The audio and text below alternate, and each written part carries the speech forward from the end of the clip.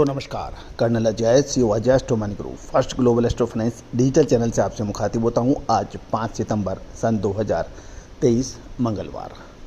दोस्तों आज के एपिसोड में हम कपास यानी कॉटन के ऊपर देश विदेश की फसलों की स्थिति के बारे में जानेंगे। साथ साथ देश के विभिन्न हिस्सों में क्या स्थिति है, सारी जानकारियाँ प्राप्त करने की कोशिश करेंगे। दोस्तों अजय एस्ट्रो मनी ग्रुप संभवतः देश का पहला चैनल है जो लगभग 42 कमोडिटीज़ 5 मार्केट पर लगातार अपडेट और विश्लेषण आप तक प्रस्तुत करते हैं। कॉटन पे तो अद्भुत और विलक्षण अग्रिम विश्लेषण हमने प्रस्तुत किया है, चाहे साल 2021 हो, साल 2022 हो या फिर साल 2023। कपास के किसान हों या जिनर्स हों, टेक्सटाइल मिलर्स हों या फिर स्पिनिंग मिल्स हों, सभी हमारे इस शो को देखते हैं और सराहते हैं। मैं पूरी टीम की तरफ से आपको शुक्रिया और धन्यवाद प्रेषित करता हूं। दोस्तों सबसे पहले तो हम चर्चा करेंगे देश के विभिन्न हिस्सों में आज क्या भाव रहे।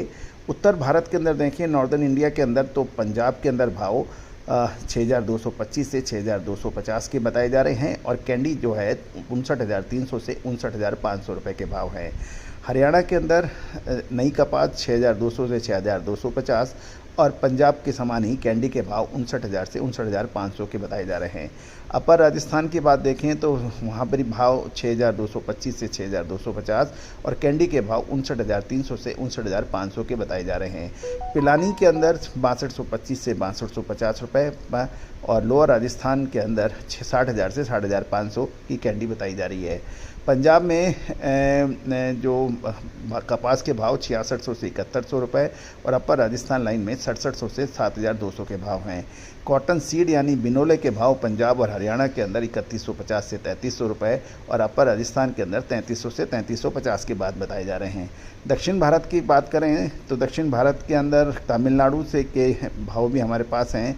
तमिलनाडु बाज़ार के जो भाव हैं कॉटन मार्केट के, वहाँ पर 28 से 29 mm के भाव 61,000 से 63,500 और कपास वहाँ पे 67,000 से 7,300 रुपये के भाव बताए जा रहे हैं और बिनोला यानी 2600 से 2800 के भाव हैं। दूसरा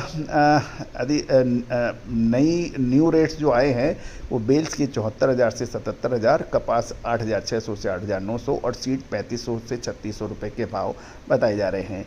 मध्य प्रदेश के कॉटन मार्केट के भी भाव आ चुके हैं। वहाँ पर कपास 6200 से 7,000 बिक रही है, सीड 2800 से 3,000 और कॉटन कैंडी 29 mm के भाव 61,100 से 61,600, 74 RD के 60,000 से 61,100, 73 RD के 60,100 से 60,600 और 72 RD के 59,600 से 60,100 के भाव है। 30 mm के भाव 61,600 से 62,100 के भाव बताए जा रहे हैं। ये मोटे मोटे भाव आप तक हम ले जा रहे हैं। अब जानिए आगे की रिपोर्ट, अमेरिकन बाज़ार और अंतर्राष्ट्रीय बाज़ार और बाकी की आगे की कपास की सूचना। यदि हम सबसे पहले चीन में देखें तो अंतर्राष्ट्रीय बाज़ारों में चीन के रुई की उत्पादन की हालत बहुत अच्छी नहीं है और वहाँ यदि बरसात नहीं हुई तो स्थिति और ख़राब हो सकती है। अमेरिका में जुलाई महीने में अच्छी बरसात हुई थी, इसलिए बुआई 11% घटने के बावजूद रुई की अच्छी कंडीशन थी और अच्छी क्रॉप आने की उम्मीद बन गई थी। जुलाई की अच्छी बारिश होने के कारण कुल क्रॉप में 18% क्रॉप खराब थी और लगभग 82% क्रॉप अमेरिका में अच्छी थी। लेकिन अगस्त का महीना पूरा बारिश के बिना गया जैसे भारत में गया, इसलिए 18% खराब जो क्रॉप थी अमेरिका की वो बढ़कर 36% हो गई और अब अमेरिका की रुई की क्रॉप कम आने की पूरी संभावना बन गई है।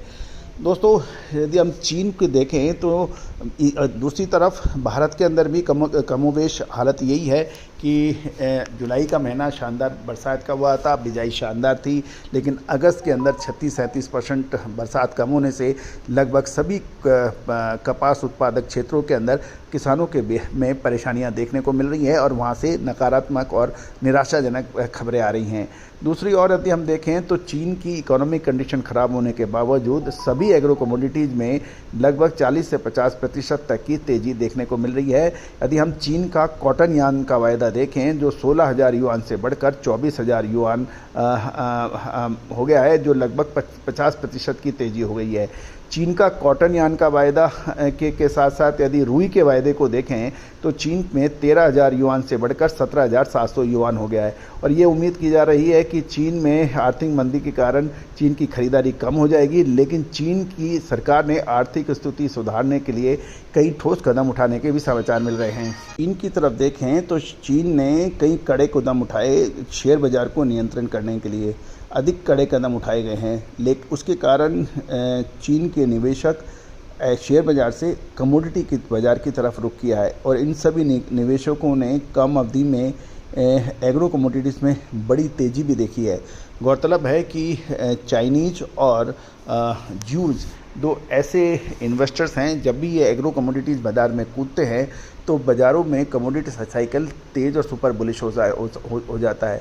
यदि हम मोटे तौर पर देखें तो पिछले एक महीने में जितना फ़ायदा एग्रो कमोडिटीज़ ने दिया है, शेयर बाज़ार के इंडेक्स के पहले 50 शेयर्स में किसी भी एक शेयर ने इतना मुनाफा नहीं दिया है, चाहे वो चना हो, चाहे दालें हों, चाहे बाकी एग्रो कमोडिटीज़ हों।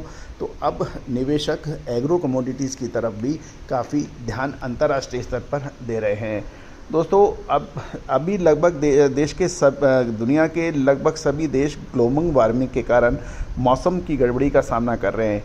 हीट वेव के कारण कई देशों की जंगलों में आग भी लगी है, जहां अमेरिका, भारत सहित कई देश सूखे जैसे हालात से जूझ रहे हैं। वहीं चीन समेत कई देशों में भारी बरसात से काफ़ी नुकसान भी हुआ है। मौसम की इस गड़बड़ी और विसंगतियों से कृषि उपज को सबसे ज़्यादा नुकसान होता है।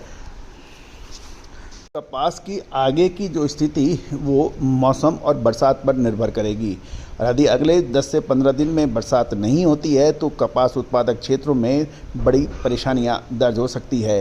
रुई में अतः अगले ये सितंबर महीना बहुत महत्वपूर्ण रहने की संभावना है, जिसका लगातार अपडेट हम आपको 1.5 महीने पहले से दे रहे हैं।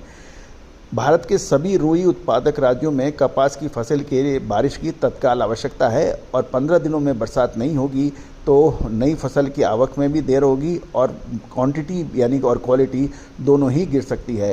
यदि हम मल्टीनेशनल कंपनीज़ को देखें तो वो अधिकांश बहुराष्ट्रीय यानी मल्टीनेशनल कंपनियों ने सितंबर में 63,300 से 64,000 रुपये के भाव से और अक्टूबर में 64,000 से 64,500 रुपये प्रति क्विंटल के भाव में रुई के सौदे किए हुए हैं।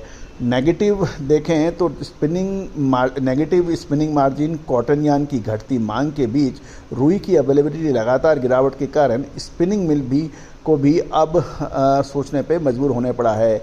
नई कपास आने तक स्पिनिंग मिलों को बड़ा हार्ड समय है, और स्पिनिंग मिलों को प्रतिदिन 1 लाख गांठ की आवक होने के बाद ही पर्याप्त रुई मिलेगी। और यदि हम अमेरिकन रिपोर्ट देखें, यूनाइटेड स्टेट ऑफ अमेरिका की जो एग्रीकल्चर डिपार्टमेंट की रिपोर्ट के अनुसार अमेरिका, चीन, भारत में अगले सीजन में रुई का उत्पादन घटने की प्रबल आशंका जताई गई है, जिसके चलते निकट भविष्य में न्यूयॉर्क रुई के वायदे में अब लगातार मजबूती देखने को भी मिल रही है। और दोस्तों, आपको याद होगा लगभग पिछले यदि आप हमारे 3-4 महीने के शो देखें तो हमने आपको कपास में कभी भी मंदी की बात नहीं कही और लगातार मजबूती की बात कही है। यदि हम भारत की रुई की भी यदि बैलेंस शीट भी देखें 1 अक्टूबर सन 2022 से 3 सितंबर सन 2023 तक, यानी 3 सितंबर तक, तो यदि हम चालू वर्ष में देखें तो ओपनिंग स्टॉक लगभग करीबन 25 लाख बेल्स का था, जो पिछले साल 60 लाख बेल का था। इंपोर्ट पिछले साल 15 लाख बेल का हुआ था, इस बार घटकर 12,50,000 बेल्स का हुआ है। आवक पिछले साल 3 सितंबर तक 286 लाख बेल्स की थी, अब बढ़कर 314 लाख बेल्स की हो गई है। सप्लाई की स्थिति पिछले साल 361 की थी, इस बार 351 है। बिजाई पिछले साल 129.57 लाख हेक्टेयर में हुई थी और इस बार घटकर 120.69 लाख हेक्टेयर पे होने के समाचार हैं। फसल पिछले साल 310 लाख बेल्स की मानी गई थी और अभी जो मोटे आंकड़े हैं उसके मुताबिक 3,50,000। अब ये तो थोड़ा बैलेंस शीट का और अब खपत की बात करते हैं। पिछले साल खपत लगभग 300 लाख बेल्स की थी, इस बार 298 की है, तो ज़्यादा परिवर्तन नहीं है। निर्यात पिछले साल बहुत शानदार हुआ था, 41 लाख बेल्स का हुआ था, जो घटकर इस बार मात्र 15 लाख बेल पर घट गया है। कुल खपत देखें तो 341 लाख पिछले साल तक मानी गई थी और अभी 313 यानी घट गई है। क्लोजिंग स्टॉक या एंडिंग स्टॉक जो है पिछले साल 20 लाख था बेल्स का था, आज इस बार बढ़कर 38.38 लाखों का हो गया है। स्पिनिंग मिल के पास जो स्टॉक है पिछले साल 19.70 था, जो बढ़कर 23 लाख हो गया है। तो मोटे तौर के ऊपर ये देख लें तो अभी ये थी मोटे तौर पे रुई की पूरी बैलेंस शीट आपके सामने। अब आने वाले समय के अंदर दोस्तों, यदि आप कपास के व्यापारी हैं, जिनिंग मिल्स के मालिक हैं, स्पिनिंग मिल्स के मालिक हैं, या फिर टेक्सटाइल मिल्स के मालिक हैं, या फिर कॉटन कपास के ऊपर आप बड़ा व्यवसाय करते हैं, तो हमारी रिसर्च रिपोर्ट आपके लिए बहुत महत्वपूर्ण साबित होती है। याद कीजिए साल 2021 सितंबर का हमारा ऐतिहासिक संबोधन, जिसमें 3,61,00,000 बेल्स की सरकारी घोषणा थी। उस वक्त हमने कहा था हमें तेज़ी नज़र आ रही है शानदार पैदावार के बाद भी। साल 2022 में भी हमने आपको लगातार अपडेट दिए हैं, और साल 2023 में भी हमने लगातार आपको सटीक विश्लेषण और अपडेट देने का प्रयास किया है। दोस्तों, cotton seed, cotton oil, cotton और जिनिंग, स्पिनिंग और टेक्सटाइल मिल्स, ये पूरा कॉटन कॉम्प्लेक्स का मैं पूरा भरपूर शुक्रिया अदा करता हूँ, धन्यवाद प्रेषित करता हूँ। आपने बहुत प्यार और सम्मान हमारे चैनल को दिया है। देश के कोने कोने से हमारे पास जो सब्सक्राइबर हैं उनकी संतुष्टि ही हमारा ध्येय है। दोस्तों, आगामी 1 से 1.5 महीना कपास के लिए बहुत महत्वपूर्ण होगा। आप संपर्क कर सकते हैं विशेष रिपोर्ट के लिए। All the very best, good luck, happy trading.